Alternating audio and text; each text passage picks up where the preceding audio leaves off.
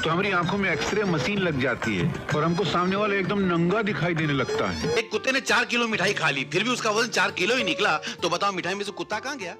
90 के दशक का हर वो बच्चा जो बॉलीवुड की फिल्मों को देखते हुए बड़ा हुआ, वो इस कलाकार के नाम से भली भांति परिचित न हो, ऐसा संभव नहीं। उस महान कलाकार ने मानो किरदार में एक्टिंग नहीं की, बल्कि उसे जीवांत कर दिया। सुख को ठोकर मार, दुख को अपना।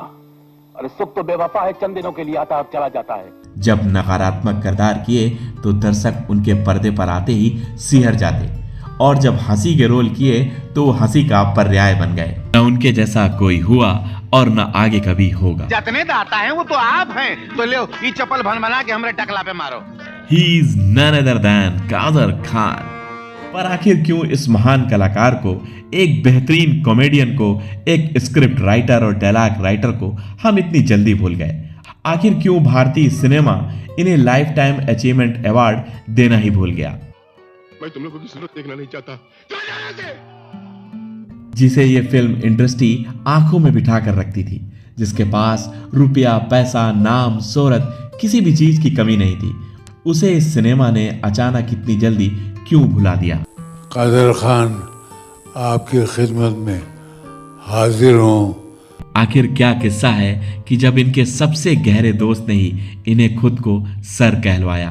कैसे मजदूर बनने जा रहा है लड़का भारतीय सिनेमा का सबसे बेहतरीन कलाकार बन गया? क्या गंदी गंदी बात करते हो? तुम्हारी माँ बहन नहीं है का? क्या हुआ इस फिल्म इंडस्ट्री में जब 2 महीने का काम कादर खान साहब ने मात्र 2 से 3 दिन में कर दिया? सरदार तुम हमको अभी पहचाना नहीं है। अरे हम बहुत काम की चीज हैं। जो कादर खान अपनी पढ़ाई लिखाई की बदौलत एक बेहतरीन प्रोफेसर बन गए थे, आखिर वो कैसे फिल्म इंडस्ट्री में आ गए? माँ के किस लफ्ज ने इनकी पूरी जिंदगी बदल दी? माँ के दूध का सूद उतारने में गुजार देना, क्योंकि माँ के दूध का कर्ज तो कोई उतार ही नहीं सकता। तो आइए पलटते हैं कादर खान साहब की जिंदगी के कुछ पन्नों को। दुनिया में जिस इंसान के पास हर सवाल का जवाब नहीं होता है, कभी कभी उसकी अपनी जिंदगी सवाल बन जाती है। नमस्कार दोस्तों, स्वागत है आप सभी का आपके अपने favourite YouTube channel beautiful Bollywood. लेकिन मेरी एक बात याद रखना बेटे, तुम्हारी उम्र मेरे तजुर्बे से बहुत कम है। हमरे वहाँ तकलीफ है, आंखों में। अफगानिस्तान के काबुल में 22 अक्टूबर 1937 को कादर खान का जन्म हुआ। कादर खान मूलतः पाश्तून के काकर जनजाति के थे। कि माँ का नाम इकबाल बेगम और पिता का नाम अब्दुल रहमान खान था। कादर खान का परिवार बेहद गरीब था। कमबख्त ये गरीबी थी या काबुल की आबो हवा ही कुछ सही नहीं थी कि कादर से पहले इनके 3 भाई लगभग 6 से 7 साल की उम्र के आते आते दुनिया को अलविदा कह गए। अब जब इकबाल बेगम के उनका चौथा बेटा कादर हुआ तो वो बेहद डरी हुई थी। उन्हें लग रहा था कि अफगान की हवा में ही कुछ खराबी है, जो उनके 3 बेटे इतनी जल्दी ही उनसे रुखसत हो गए। वो अपने चौथे बेटे कादर को किसी भी कीमत में खोना नहीं चाहती थी। तो कादर खान के पिता और माँ ने यह तय किया कि वो अब अफगानिस्तान को छोड़ देंगे और सीधे मुंबई जाकर बसेंगे। तो कादर खान के पैदा होने के कुछ ही दिनों बाद इनके अब्बू और अम्मी सीधे मुंबई आ गए। जहां परदेश में आकर बसना कठिन था, वहीं पैसों की तंगी तो सर चढ़कर बोल रही थी। इसलिए किसी तरह मुंबई में जगह मिली कमाठीपुरा के स्लम्स एरिया में, जहां एक एक पैसे की ऐसी तंगी थी कि एक वक्त का खाना भी नसीब होना मुश्किल हो रहा था। कादर खान के पिता पढ़े लिखे थे। उन्हें 10 तरीके की फारसी और 8 प्रकार की अरबी भाषा बोलनी और पढ़नी आती थी। तो उन्होंने एक मस्जिद में मौलवी बनकर अरबी और फारसी पढ़ाना शुरू कर दिया। पर वहां से मिले चंद रुपयों से गुजारा करना मुश्किल हो रहा था। अब कादर के माता पिता के बीच पैसों के चलते अनबन होने लगी। कादर खान की माँ अपने बेटे को खूब पढ़ाना चाहती थी, पर यहाँ पढ़ाना तो दूर, एक व्यक्ति की रोटी नहीं मिल रही थी। दोनों के बीच झगड़ों के चलते तलाक हो गया। और जब उनके नाना और मामू को पता लगा तो उन्हें लगा कि एक अकेली औरत कैसे स्लम्स एरिया में रहकर बच्चे को पाल पाएगी। उन्होंने इकबाल बेगम का दूसरा निकाह करा दिया। नए पिता पैसे से बढ़ई थे, पर अब तक जहां कादर खान सिर्फ गरीबी झेल रहे थे, वहीं अब नए पिता की प्रताड़नाओं को भी झेलने लगे। कादर खान के नए अब्बू उनके साथ गाली गलौज करते और तो और इस छोटे से बच्चे को खूब पीटते। नए पिता दिन भर शराब के नशे में रहते और कादर खान को उनके सगे पिता के पास पैसे मांगने के लिए भेजते। अब कादर के सगे पिता जो कि एक मौलवी थे, उन्हें महज 4 रुपए मिलते, जिसमें से वो 2 रुपए कादर को दे दिया करते और कादर खान उन 2 रुपयों से घर का राशन लाते। कादर खान पैसे की अहमियत समझ चुके थे, क्योंकि घर पर राशन के लिए उन्हें कभी कभी भीख तक मांगनी पड़ती।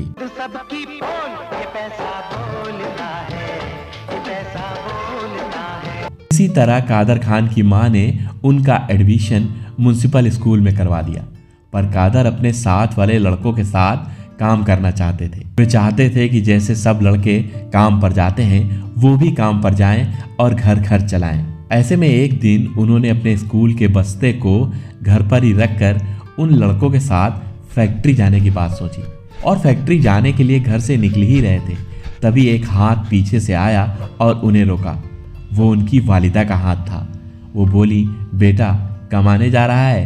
कादर ने सहमी सी आवाज में हाँ कर दी और अम्मी ने कहा, बेटा 4 से 5 रुपए रोज तुझे मिलेंगे, पर वो खुशियां नहीं मिलेंगी जो तू चाहता है। अम्मी ने दोबारा बोला, तू पढ़, कुछ मत कर, तू सिर्फ पढ़, मैं ये सारी जंग अकेले लड़ लूंगी। इसलिए कभी भूल कर या भूले में भूल कर माँ का दिल मत दुखाना।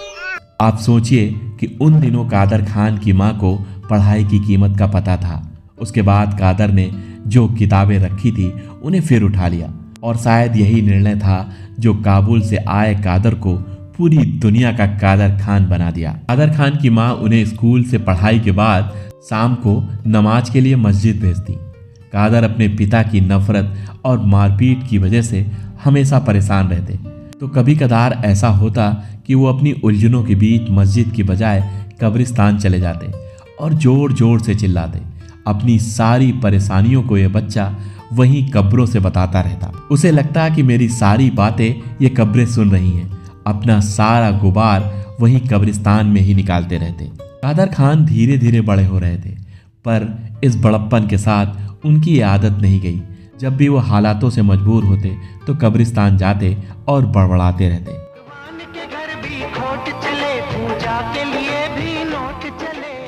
ऐसे में एक शाम एक टार्च की रोशनी उनके चेहरे पर पड़ी और कहा, बेटा यहाँ पर क्या बड़बड़ा रहे हो? कादर खान ने बड़ी चिड़चिड़ाहट भरी आवाज में बोला, मुझे जो सही लग रहा है वो मैं कर रहा हूँ। क्या मुसीबत है यार, मालूम नहीं मेरे को भगवान ने कौन सी मिट्टी का बनाया है।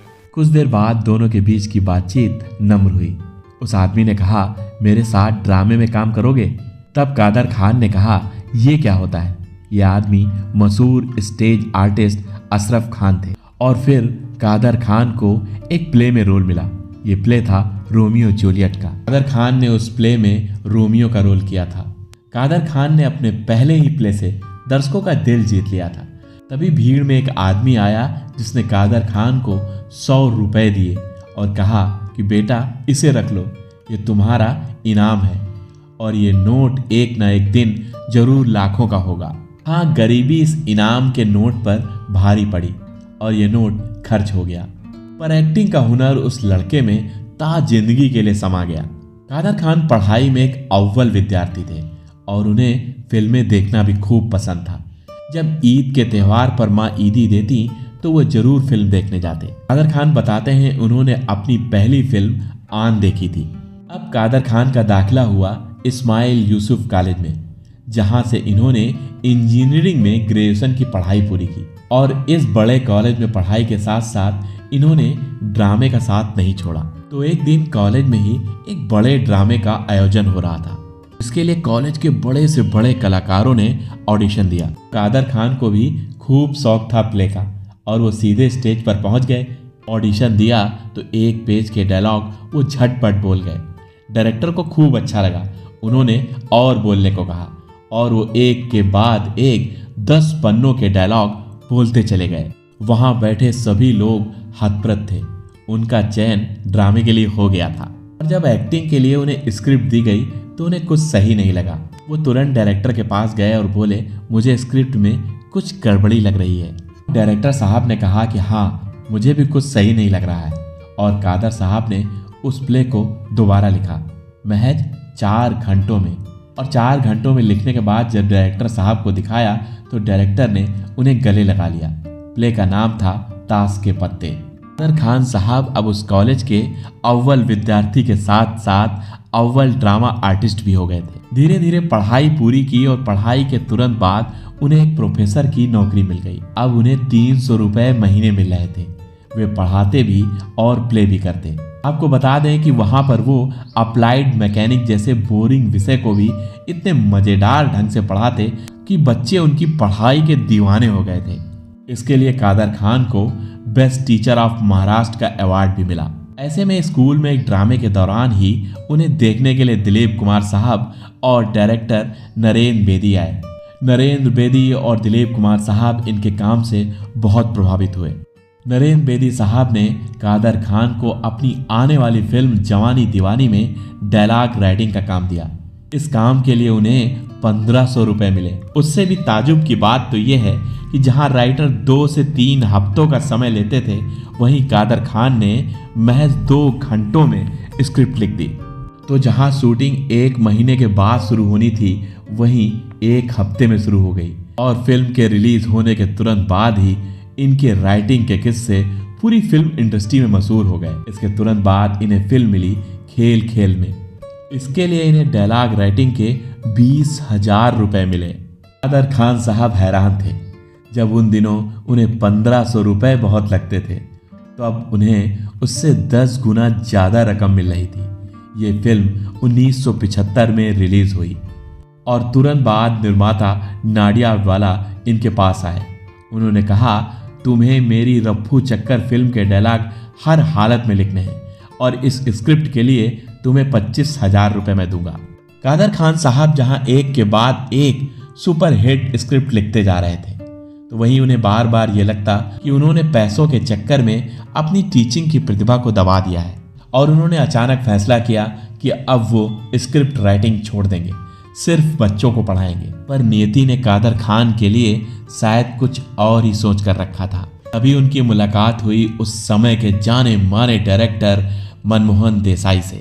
मनमोहन देसाई साहब बोले, इस समय बड़ी चर्चा में हो, सुना है गजब की राइटिंग करते हो। कादर साहब कुछ कहते इससे पहले मनमोहन देसाई साहब ने कह दिया, मेरे लिए तुम्हें एक स्क्रिप्ट लिखनी होगी, पर अगर मुझे पसंद नहीं आई तो मैं वह स्क्रिप्ट तुम्हारे सामने ही फाड़ दूंगा।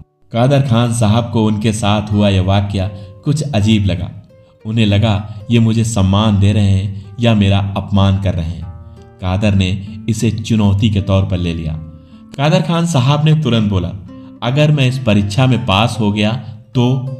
मनमोहन देसाई साहब कहते हैं, फिर मैं तुम्हें सर आंखों में उठा लूंगा। मनमोहन देसाई साहब ने यूं ही कादर को अपनी फिल्म रोटी का क्लाइमैक्स लिखने को दे दिया। कादर खान साहब महज 3 दिनों के बाद मनमोहन देसाई के पास पहुंच गए। मनमोहन देसाई उस समय क्रिकेट खेल रहे थे। मनमोहन देसाई साहब ने जब कादर खान को देखा तो वो एब्यूजिंग वर्ड बुदबुदाते हुए आगे बढ़े और ये बोलते हुए आगे बढ़े कि इसे अभी तक ये समझ में नहीं आया कि इसे लिखना क्या है। ये तीसरे दिन फिर आकर खड़ा हो गया। कादर खान साहब मैदान में आगे बढ़ते गए और देसाई साहब के पास पहुंचे। उन्होंने कहा कि आपने मुझे गाली क्यों दी? देसाई साहब ने कहा, नहीं तो मैंने तो नहीं गाली दी। कादर जी फिर बोले, मुझे अच्छी तरह पता है कि आपने मुझे गाली दी है, पर शायद आपको नहीं पता कि मैं होठों को पढ़ सकता हूँ। देसाई साहब को कादर खान का यह अंदाज भा गया। उन्होंने उनकी इस खूबी को ही अपनी फिल्म नसीब में लिप्स रीड करने वाले सीन में एक कलाकारा को दिखाया। को कभी भी अपने घर बुलाकर मत मारो। दुश्मन को कभी अपने घर बुलाकर मत मारो। उसको उसी के घर में मारो। उसको उसी के घर में मारो। कादर खान साहब ने देसाई साहब से कहा, सर मैं आपकी स्क्रिप्ट लिख लाया हूँ।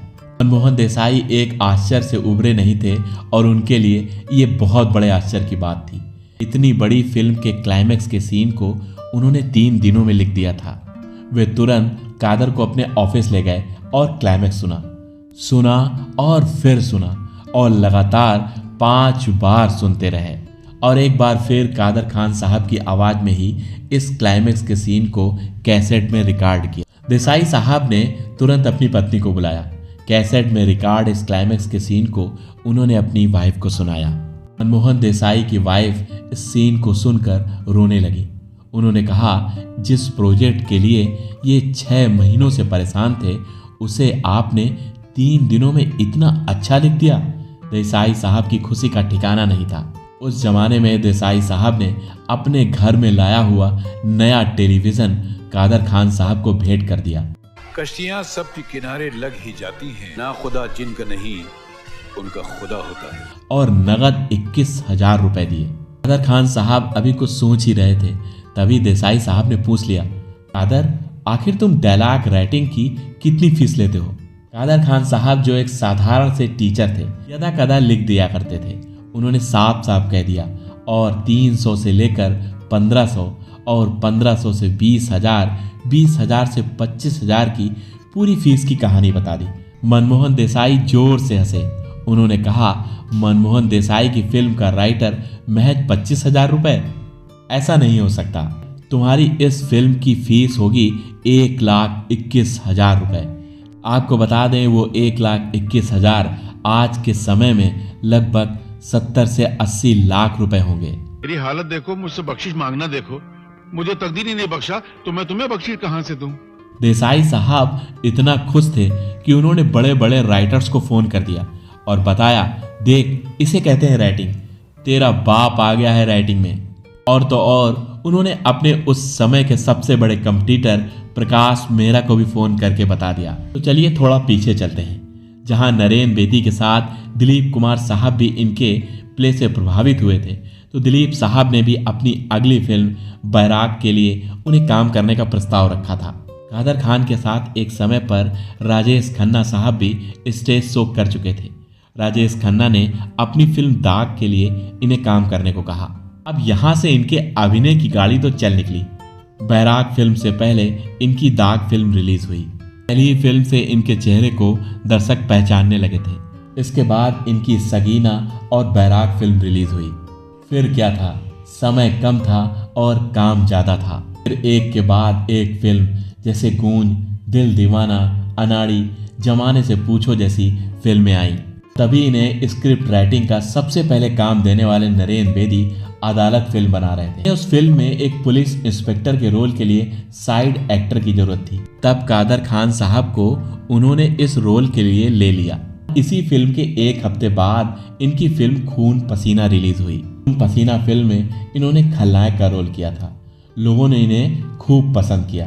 अब कादर खान भारतीय सिनेमा में एक विलन बन गए। उनकी हर एक आने वाली फिल्में जो उनके द्वारा लिखी जाती, उन्हें विलन का रोल जरूर मिलता। इसीलिए आज हम फैसला किए हैं कि आपको परमपिता परमेश्वर के पास भिजवाई देते हैं। और जब उस फिल्म में विलन का रोल न होता तो डायरेक्टर सिर्फ उनके लिए एक स्पेशल रोल लिखने को कहते। जिस दिन पूरा हलक में उतार दूंगा ना, उस दिन तू और तेरे जितने पिट्ठू है ना, सब तोते की तरह बोने लग जाएंगे। जैसे कि अमिताभ बच्चन की फिल्म मुकद्दर का सिकंदर में फिल्म में स्क्रिप्ट और डायलॉग लिखने के साथ साथ एक फकीर का रोल किया है। सुख तो बेवफा है, चंद दिनों के लिए आता और चला जाता है, मगर दुख तो अपना साथी है। बताते हैं वो एक्टिंग और स्क्रिप्ट राइटिंग में इतने महारथी थे कि जब मुकद्दर का सिकंदर फिल्म में अमिताभ को एक सीन बोलना बड़ा लंबा लग रहा था और इस लंबे सीन को करने में अमिताभ बच्चन साहब परफेक्ट डायलॉग डिलीवरी नहीं कर पा रहे थे। तब अमिताभ के कहने पर शूटिंग रोक दी गई। अगले दिन अमिताभ बच्चन कादर साहब के पास गए। उन्होंने अपनी पूरी परेशानी कादर जी को बताई। कादर जी ने वो सारे डायलॉग अपनी आवाज में एक कैसेट में रिकॉर्ड किए और कहा कि इसे बार बार घर में सुनना। अगले दिन शूटिंग शुरू हुई। अमिताभ बच्चन ने शॉट को इतना परफेक्ट किया कि वो सीन फिल्म की जान बन गया। भूख और गरीबी का साया था, मैं था, मेरी तन्हाई थी। अब कादर खान साहब के पास शान और शौकत, आलीशान बंगला, सब कुछ था। वे फिल्में लिखते जा रहे थे और दिन पर दिन अदाकारी में नए मकाम बनाते जा रहे थे। पैसा किसके काम आया है जो तेरे काम आएगा? अरे अकबर बादशाह खाली हाथ आया था, खाली हाथ गया। ऐसे में वो एक दिन जब घर पर ही थे तो उनके दोनों बेटे स्कूल से लौटे। अपने दोनों बेटों की ऐसी हालत देखकर कादर खान साहब हैरान रह गए।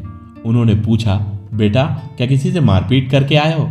तब बड़े बेटे ने बोला कि मुझे स्कूल में सभी लोग चिढ़ाते हैं और कहते हैं तुम्हारे अब्बू फिल्मों में खलनायक बनते हैं, और जब फिल्म के अंत में उनकी पिटाई होती है तो हमें बड़ा मजा आता है और वो सब एक साथ हंसते हैं और मुझे चिढ़ाते हैं। ऐसे में मेरी उनसे लड़ाई हो गई।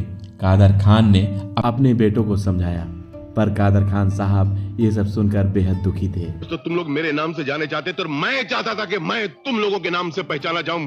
उसी बीच उनके पास एक मद्रासी फिल्म का रीमेक बनाने की बात आई।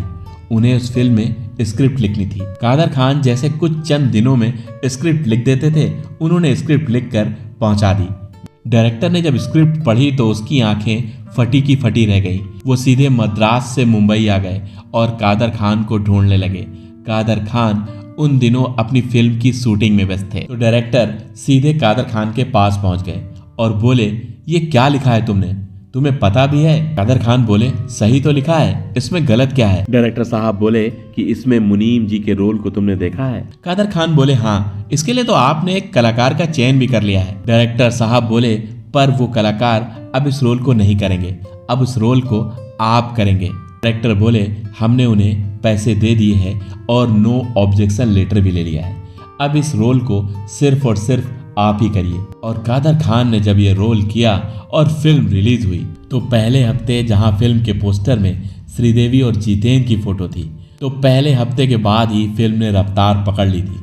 फिल्म के पोस्टर पर अब सिर्फ और सिर्फ कादर खान की फोटो थी। कादर खान कहते हैं, जो होता है ऊपर वाले की मर्जी से होता है। और इसके बाद हिम्मत वाला फिल्म से ही इनकी कॉमेडी ट्रैक की शुरुआत हो गई। उस लड़की को अपनी बहू बनाओ, मैंने बना दिया, तुमने कहा उस पे जुल्म करो।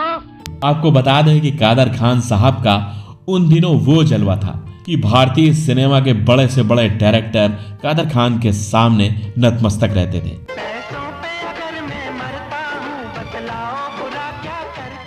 कादर खान साहब के सामने सभी नियम और शर्तें खत्म हो जाती थी। मेरे मोहल्ले में एक नवा दादा आया है, सारा सुबह शाम मेरे को हुल झपट दे रहे है।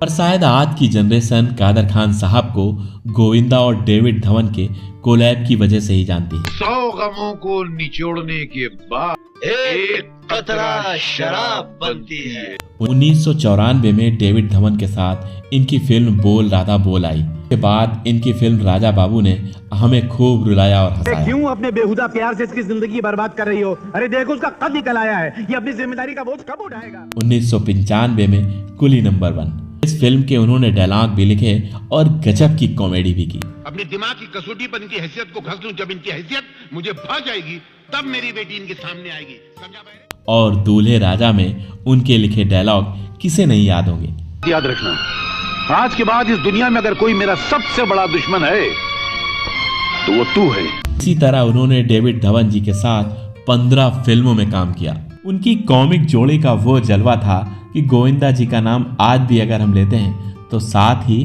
कादर खान साहब का नाम साथ ही जुबान से निकलता है। इंडस्ट्री में सभी उनके दीवाने थे। इतना बेसुरा क्यों बोलते समझेंगे? 5 बॉल पर सचिन तेंदुलकर ने 6 सिक्सर मारा तो ब्रायन लारा कैसे आउट हुआ?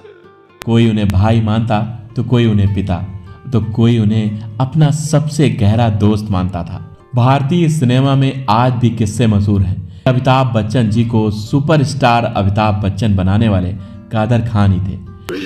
दीनानाथ जॉन पूरा नाम। उनकी फिजिक और स्टाइल को ध्यान में रखते हुए उन्होंने ऐसे डायलॉग लिखे कि अमिताभ बच्चन स्टार बन गए। भी वो हैं जो कभी किसी के पीछे नहीं खड़े होते, जहाँ खड़े हो जाते हैं लाइन वहीं से शुरू होती है। दोनों की दोस्ती के किस्से इंडस्ट्री में खूब मशहूर हैं। अगर आपके उसूलों के खिलाफ मैंने रिश्वत ली है तो उसके पीछे एक मकसद है।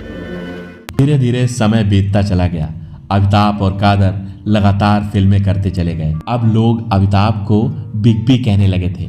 वहीं अमिताभ अब पॉलिटिक्स में भी सक्रिय हो गए थे। कादर खान को पॉलिटिक्स बिल्कुल पसंद नहीं थी। कादर खान साहब कहते हैं कि अमिताभ बच्चन को पॉलिटिक्स में रुचि थी और वो एमपी भी बने। जब एमपी बनकर वापस आए तो वो बताते हैं कि उनके दोस्त के अंदाज बदल गए थे। वो एक फिल्म की शूटिंग के दौरान जब सेट पर पहुंचे तो प्रोड्यूसर बोले, आप सर जी से मिले? कादर खान साहब अपने फक्कड़ अंदाज में बोले, कौन सर जी? प्रोड्यूसर ने दबी जुबान में बोला, अरे भाई अमिताभ सर। कादर खान साहब ने अपने भरे अंदाज से बोला, अरे भाई वो तो अमित है, मेरा अमित। कादर खान साहब के मुंह से सर नहीं निकला, पर पता लगा कि अगले दिन फिल्म से कादर खान निकल गए हैं। बताते हैं फिल्म खुदा गवाह में कादर खान का मुख्य किरदार था, पर उन्हें हटा दिया गया। कि भारत के भविष्य का बोझ उठाने वाले छोटे से मासूम कांधे अनाथ आश्रम में पल कब होंगे।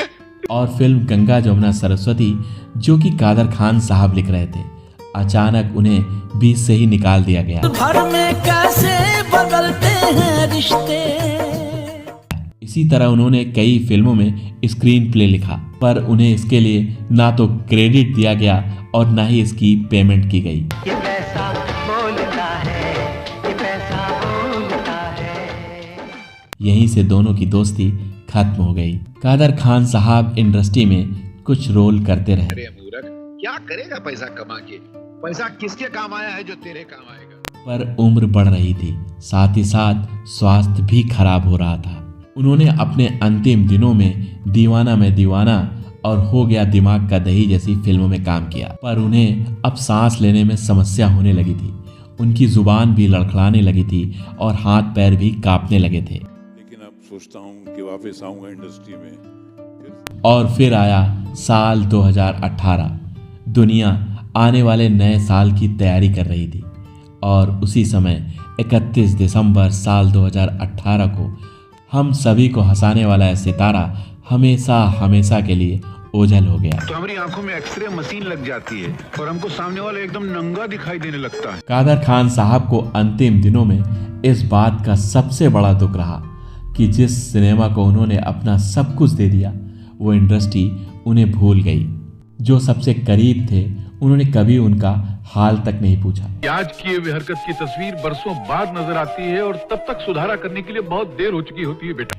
उनके बेटे सरफराज ने जब अंतिम दिनों में उनसे पूछा कि आप सबसे ज्यादा इस सिनेमा में अपने किस साथी को मिस करते हैं, तो उनकी जुबान पर सिर्फ एक नाम था, वो था महानायक अमिताभ बच्चन। कादर खान के मन में हमेशा अमिताभ बच्चन के लिए इज्जत रही। वो तुम्हारा हीरो ना, क्या नाम है उसका? अमिताभ बच्चन। वो भी इधर ही आता था पाव भाजी खाने को। अभी स्टार पर का तो इधर आने में शर्म आती है। ये शायद भारतीय सिनेमा का दुर्भाग्य है जो हम उन्हें इतनी जल्दी भूल गए।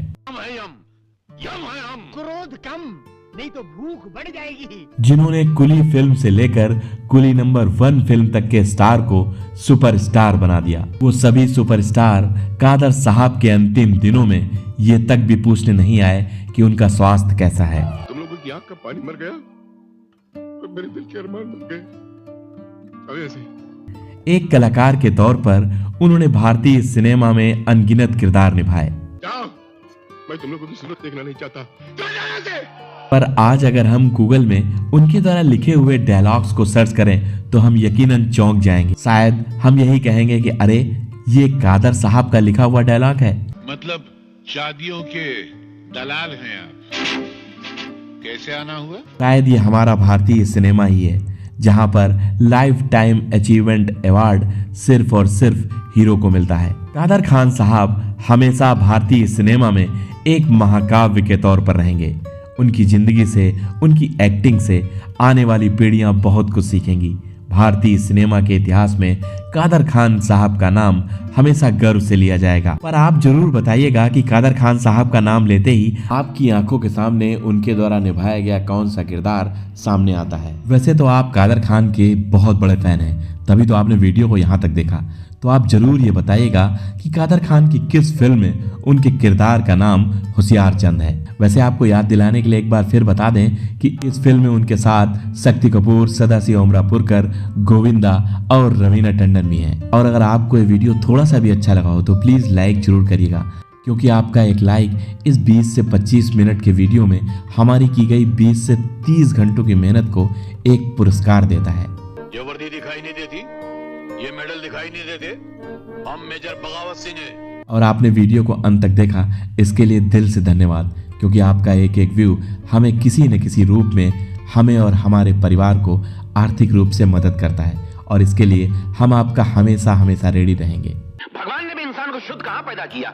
हवा, आग, पानी और आत्मा की जब मिलावट की तब जाकर इंसान को पैदा किया। तो चलिए मिलते हैं किसी और वीडियो में। जय हिंद, जय भारत।